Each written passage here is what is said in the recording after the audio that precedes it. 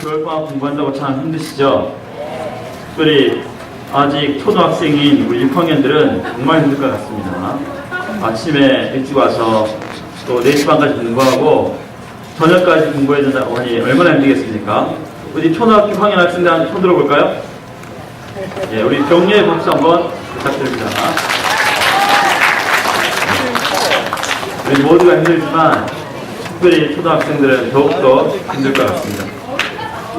우리 예수님이 우리 여러 모든 학생들에게 이 방학 기간 동안 위로와 큰 격려를 주는 기간이 되었으면 합니다. 지금 여기에 앉아있는 학생들 중에 예수님을 아마 처음 접해본 학생들도 있을 것입니다. 자, 예수님을 교회에 처음 온 학생들도 한번 손들어 볼까요? 난 교회라고 해서 처음 왔다. 한 30년 가까이 있는 것 같습니다. 선생님이 말씀을 준다면서 우리가 이제 여기서 신앙을 20년, 30년 하신 분도 계시고 교회라고 해서 처음 온 학생들도 있는데 과연 어떤 말씀을 준비해야 이 학생들에게 참 이해가 될까? 제가 사실 수학선생님인데 수학만큼 가르치기가 힘든 과목이 없는 것 같아요. 선생님, 학생들이 가장 불만이 많은 과목도 좀 수학인 것 같아요. 그래서 선생님들 학생들에게 나를 탓하지 마라. 수학을 못하는 것은 너희들의 수준차 때문에 그런 것이 절대 내 탓이 아니라 다 너희들 탓이다. 이렇게 농담삼아 이야기를 하는데 이 수준차가 많으면 정말 이해하기가 힘든 것입니다. 마찬가지 오늘 처음 교회에 오신 우리 학생들도 이 신앙의 순차가 많기 때문에 이 순차에 있는 예수란 말도 처음 들어봤는데 성경 말씀 예배를 드리려고 하니까 상당히 힘들 것 같습니다. 그래서 선생님이 고민하다가 우리 친구들이 가장 쉽게 접근해 갈 수 있는 책이 무엇일까 고민 중에 그 중에 제가 잠언이라는 책을 선택해서 그중에서 특별히 아침 예배마다 제가 작년에 깊이 은혜 있게 나눴던 그런 말씀들 중에서 여러분들 같이 은혜를 나누고자 준비를 했습니다. 잠언에 대해서 먼저 제가 잠깐 소개시켜 드리겠습니다. 잠언은 성경 66권 책 중에 한 권으로 저자는 솔로몬이라는 왕입니다. 그리고 BC 천년경에 쓰여졌으니까 아주 오래전에 쓰여진 책이죠. 그리고 주제는 지혜에 관한 책인데 이 책을 읽으면 또 실천하면 어떻게 변화되는지 이 성경에 또 자세히 나와 있는데 특별히 4가지 스님이 한번 찾아봤습니다. 잠언을 읽고 실천하면 어떻게 될까요? 수학 공부를 열심히 하면 수학을 잘하겠죠. 근데 잠언을 읽고 실천하면 어떻게 변하냐면 첫 번째, 지혜롭고 슬기로운 자가 된다. 잠언 1장 2절에 있는 말씀입니다. 여러분들 중에 혹시 지금 지혜롭다고 생각하는 사람 있습니까? 자기가 지혜롭다, 똑똑하다. 선생님이 수업 시간에 한번 오늘 물어보니까 신입생 수학 A반 시간에 물어보니까 전부 다 자기가 똑똑하지 않다고 이야기했습니다. 그래서 일단 이 잠언을 배우면 어떻게 되겠습니까? 지혜롭고 슬기롭게 되는 것입니다. 두 번째, 하나님과 사람 앞에서 인정을 받게 된다. 여러분 누구나 친구들한테 이렇게 인정받는 거 좋아하죠? 근데 친구들 앞에서도 이렇게 사람 같은 칭찬을 받고 또 하나님 앞에서도 인정을 받게 되는 것입니다. 잠언을 잘 읽고 실천하면. 그 다음에 또 여러분이 관심 있는 것이 있는데 뭐냐면 장수하면 오래 살 수 있습니다. 그리고 평화롭게 오래 살 수 있습니다. 잠언 말씀 읽고 실천하면. 그 다음 여러분들이 가장 관심 있는 것 중에 하나가 무엇일까요? 4번째, 부자가 된다. 이 잠언 말씀에 3장 10절 잠언 말씀을 잘 읽고 실천하면 이런 지금 초등학교 학년들도 신앙을 잘 모르지만 잠언 말씀을 잘 읽으면 또 쉽게 되어 있습니다. 읽으면 이런 4가지 이외에도 더 있습니다. 특별히 이 4가지 얼마나 좋아요. 똑똑해지죠. 또 하나님 앞 사람에서 칭찬받고 인정받게 되죠. 또 오래오래 살고 또 부자로 사니까 얼마나 좋겠습니까? 그래서 여러분 잠언책을 꼭 읽어야 되겠습니까? 읽어야 되겠죠. 마음만 먹으면 오늘 저녁에 다 읽을 수도 있습니다. 그래서 잠언 중에 제가 오늘 몇 가지 시간도 없기 때문에 특별히 2가지 귀한 말씀을 한번 은혜를 나누고자 합니다. 첫 번째, 잠언에 쓰는 교훈, 훈계를 좋아하라는 말씀이 있습니다. 잠언 4장 1절에 아들들아 아비의 훈계를 들으며 잠언 13장 1절에 지혜로운 아들은 아비의 훈계를 들으나 거만한 자는 꾸지람을 즐겨 듣지 아니하며 잠언 3장 11절에 꾸지람을 싫어하지 말라. 아마 여러분들 중에 혹시 훈계 좋아하는 학생 있습니까? 꾸지람 좋아하는 학생 있나요? 아무도 없죠? 근데 잠언 말씀에는 어떤 말씀이냐면 거꾸로 훈계를 좋아하는 말씀이 나오고 있습니다. 여기서 국어 실력이 좀 떨어진 사람들은 훈계라는 걸 잘 모를 수도 있으니까 선생님이 특별히 또 사전을 찾아봤습니다. 훈계가 무슨 뜻일까요? 팔려서 잘못이 없도록 주의를 줌. 꾸지람은 아래 사람의 잘못을 꾸짖는 말. 여기 잔소리라는 말 비슷한 말 같이 느껴지지만 사전을 찾아보니까 필요 이상으로 듣기 싫게 꾸짖거나 참견함. 여러분 잔소리 다 싫어하죠? 엄마 가장 듣기 싫은 소리가 아마 잔소리일 것입니다. 그런데 하나님께서 어떤 말씀하셨냐면 훈계와 꾸지람은 좋아해라 이런 말씀을 했습니다. 그래서 여러분들이 왜 우리가 훈계와 꾸지람을 좋아해야 되겠습니까? 만약 여러분들이 잘못된 일을 하고 있는데 아무도 주위에서 말려주는 사람이 없으면 어떻게 되겠습니까, 여러분? 여러분 큰일이 날 것입니다. 여러분이 잘 되게 하기 위해서 여러분이 잘못된 것을 옆에서 알려주고 고쳐주는 사람이 있다는 것은 큰 행복인 것이죠. 그 골프 천재 타이거 우즈라는 사람이 여러분 잘 알죠? 이분 유명하신 분이잖아요. 이분이 1997년에 20세의 나이에 세계 골프 대회에서 우승을 했습니다. 우승. 근데 97년에 이제 20세 나이에 우승을 했는데 코치가 어떤 말을 했냐면 이 선수에게 타이거 우즈에게 타이거 우즈 너 그런 폼으로 치면 앞으로는 우승을 못할 것이다. 2년 동안 절대 우승 못한다. 폼을 고쳐야 된다.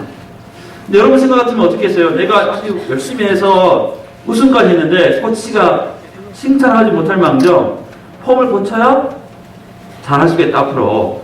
여러분 그런 말 들었을 때 어떨 것 같아요? 아니야 내가 우승까지 했는데 뭐 앞으로 내 스타일대로 유지하면 되지. 아마 보통 사람들은 그렇게 생각했을 것입니다. 그렇지만 이 타이거 우즈는 그 코치의 훈계를 아주 반갑게 받아들였습니다.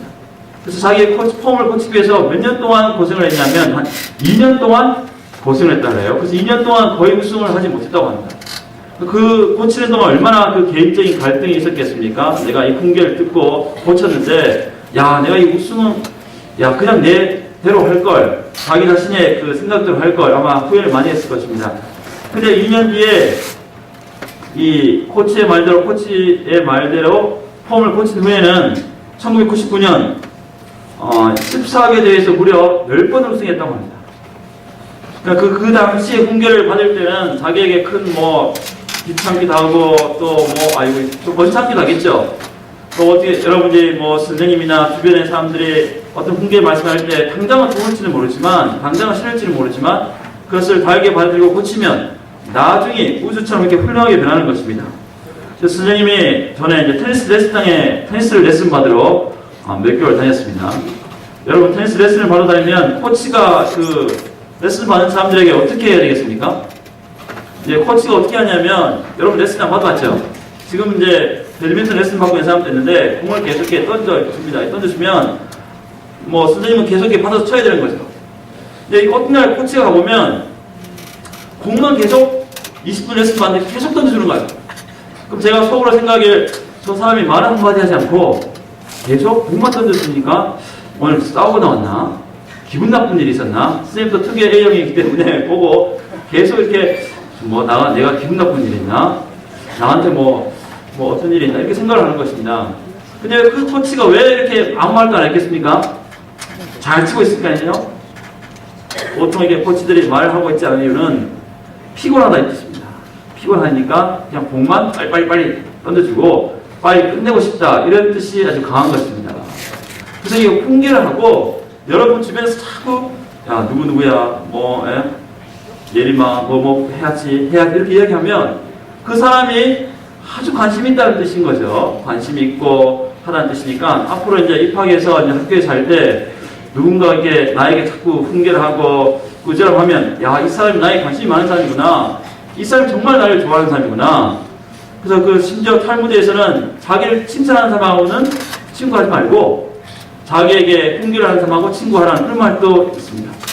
그런 것처럼 여러분들의 마음이 야 내가 내 주변의 사람들이 나를 훈계하거나 꾸지람하면 그 사람하고 친해지고 그 사람의 말을 더 잘 듣는다면 이 우주처럼 여러분들이 훌륭하게 또 그 분야에서 훌륭하게 변할 수 있을 것입니다.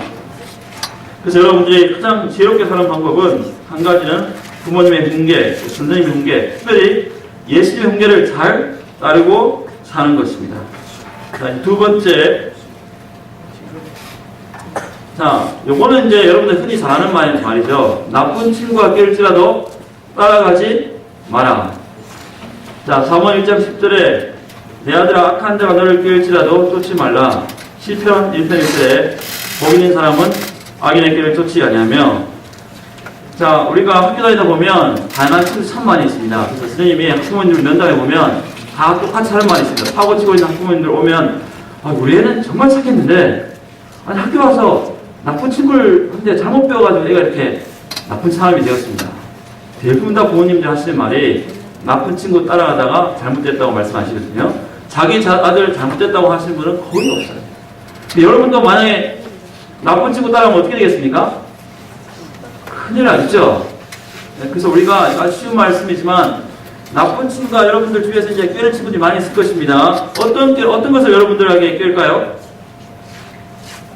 학교 생활 많이 하다 보면 이런 친구 있습니다. 오늘 밤에 배가 출출하니까 한번 식당을 한번 털어보자. 진짜 식당을 털어보자. 이제 식당을 한번 털어보자 이렇게 이야기하면 순간적으로는 야 식당 털는데 무슨 잘못이냐. 나쁜 친구의 꾀야 꾀. 바깥 배고파서 밥 먹는데 무슨 잘못이 있느냐. 그래서 이제 그 친구 따라서 밤에 식당을 털러 가는 것입니다. 식당에. 근데 식당에 털러 갔다가 보통 이제 처음 이렇게 하다 보면 잘 걸리거든요. 딱 걸려서 오는 친구들 보면 한 명은 아주 모범생인데 한 명은 어떨까요? 전혀 안 그런 또 친구의 게임에 넘어간 것입니다.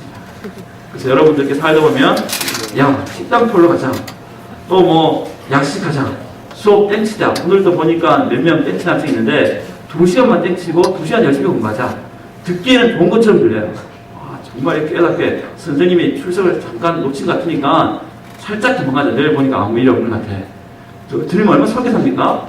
그래서 그 설계탄 것을 듣고 따라가다가는 나중에 어떻게 될까요? 큰일 나는 것이죠. 성경에 역대하 10장에 보면 어떤 이야기가 나오냐면 솔로몬의 아들 르호보암에 관한 이야기가 나옵니다. 솔로몬이 죽자 그의 아들 누가 왕이 되었냐면 르호보암이 왕이 되었습니다. 르호보암이 왕이 되니까 그 백성 여로보암이라는 사람과 많은 그 중요한 직책을 맡은 사람들이 르호보암 새 왕에게 왔습니다. 와서 무엇을 물었냐면 왕이시여 솔로몬 왕은 우리를 이렇게 너무 고생을 많이 시켰습니다. 앞으로 제발 우리를 고생시키지 않으면 열심히 따라가겠습니다. 열심히 왕을 잘 모시겠습니다. 그렇게 이제 간청을 했습니다. 르호보암이 듣고 보니까 내가 3일 있다가 와라. 내가 한번 판단해보고 생각을 한번 잘해보고 답을 줬다. 그랬습니다. 그래서 이제 제일 먼저 르호보암이 누구를 불렀냐면 솔로몬 왕 시대의 그 대신들 오래된 이제 나이 든 신하들을 먼저 불렀습니다. 불러서 물어보았습니다. 내가 어떻게 했으면 좋겠느냐? 내가 저기 여로보암이라든지 그런 사람들 이렇게 하는 것을 백성들을 후대하면 좋겠느냐? 자, 이런 말씀을 딱 물어보니까 어떻게 대답했냐면 왕이시여 정말 그것이 맞습니다. 백성들 후대하고 백성들에게 잘 하셔야 왕이 잘 될 것입니다. 왕이 딱 듣고 나니까 그럴듯해요. 그 다음에 또 왕이 또 누굴 불렀을까요? 여러분들은 뭐 어떤 게 궁금한 거나 갈등이 있을 때 누굴 찾아갑니까? 아버지를 찾아갑니까? 훌륭한 학생이네요. 가장 많이 찾아가는 사람이 바로 친구죠, 친구. 그래서 르호보암이 어릴 때부터 같이 지냈던 친구들을 불렀습니다. 친구들을 불러서 내가 어떻게 했으면 좋겠냐 물어보니까 친구들이 어떻게 얘기하라고 했냐면 왕이시여 그건 잘못된 말입니다. 이 백성들은 잘해주면 기어오르기 때문에 더 강하게 다스려야 백성들이 말을 잘 듣고 나라가 잘 될 것입니다. 여러분 같으면 누구 말을 들어야 되겠습니까? 그 오래된 훈신들의 말을 들어야 되겠습니까? 아니면 친구들의 말을 들어야 되겠습니까? 이 르호보암 왕은 누구의 말을 들었냐면 친구들의 말을 들었습니다. 그 친구들이 나쁘게 따라간 거죠. 그래서 어떻게 되었냐면 이 이스라엘이 원래 나라가 하나였는데 우리나라처럼 두 개로 딱 갈라져 버렸습니다. 얼마나 안타까운 일입니까? 여러분 지금도 우리가 나라가 갈라지기 힘든데 이스라엘 왕 전체가 두 개 나라로 갈라진 것입니다. 그 친구의 잘못된 걸 따라가다가 그렇게 된 거죠. 그래서 절대로 이 나쁜 친구들의 게임에 따라가면 되지 않습니다. 선생님 이야기를 잠깐 해드리겠습니다. 선생님이 중3 때 친한 친구 4명이 같이 있었습니다. 같이 놀기 공부도 같이 하고 또 뭐 같이 놀기도 하고 아주 친한 친구 4명이 같이 있었는데 어느 날 저녁에 선생님이 아니라 선생님 친구가 한 명이 이제 어떤 이야기를 했냐면, 야, 내가 정말 술을 잘 마신다. 그런 이야기를 했어요. 술을 잘 마신다. 보기에는 술을 잘 마시는 것 같지 않는데, 술을 잘 마신다고요.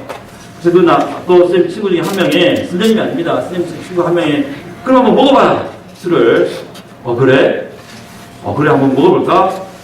집에서 이제 곧바로 이제 술을 사러 갔습니다. 그 친구가. 그 당시엔 학생한테 술을 판 거죠. 중3 학생에게 소주를 하나, 작은 병에 있는 소주를 사왔어요. 사와서 그 친구가 줬습니다. 혼자서 다 마셨어요. 그 친구가 잘 먹는다고 했으니까. 근데 진짜 한 병 다 마셨는데 멀쩡한 거예요. 어떻게 세상에 어떻게 한 병을 다 마시는데 멀쩡합니까? 여러분은 큰일 납니다. 먹으면. 조그만 병에 먹었는데 멀쩡한 거예요. 그래서 안 되겠다. 진짜 술이 세다고 하니까 술을 좀 더 사와라. 그래서 이 큰 콜라병 있죠? 그만한 병에 든 소주를 사왔어요. 이거 마셔라, 이거. 이거 먹으면 너 정말, 한번 술 세다고 할게. 그래서 그 친구가 그걸 정말 다 마셨습니다, 또.